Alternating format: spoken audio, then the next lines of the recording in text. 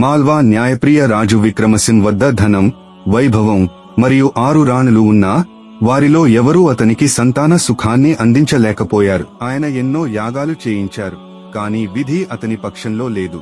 ఒకరోజు వేటకు వెళ్లిన రాజు లోతైన అరణ్యంలో త్రోవ తప్పిపోయాడు. ఆకలి, దాహంతో నలిగిపోతూ ఊరగాయల ధ్వని విన్నాడు మరియు అక్కడికి వెళ్లాడు. నీరు తాగబోతున్న క్షణంలో ఒక గట్టిపాటి స్వరం వినిపించింది.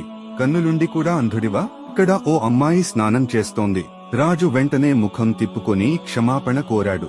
కొద్దిసేపటి తర్వాత ఒక అందమైన యువతి మోహిని పొడిబట్టలు ధరించి చేతిలో పండ్లు పట్టుకుని అతని వద్దకు వచ్చింది. ఆమె రాజుకు నీరు, పండ్లు ఇచ్చింది.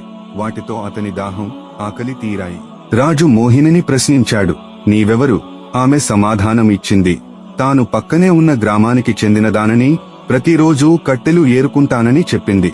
మోహిని సాధారణత, అందం మరియు మధురమైన మాటలు రాజును ఆకర్షించాయి. అతను ధన్యవాదాలు చెప్పి తన పరిచయం చెప్పకుండా రాజమందిరానికి తిరిగి వచ్చాడు. కాని అక్కడ కూడా అతని మనసు మోహిని రూపాన్ని మరిచిపోలేకపోయింది. ఆలస్యం చేయకుండా రాజు తన మంత్రి గౌతమనాథుడిని పిలిచాడు. ఇంతకీ ఏం జరుగుతుంది? రాజా విక్రమసింహ్ ఆతృత ఏమి సూచిస్తోంది?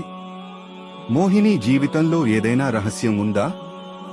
రాజు తన మనసులో మాటను అర్థం చేసుకోగలరా? ముందు భాగంలో తెలుసుకోండి.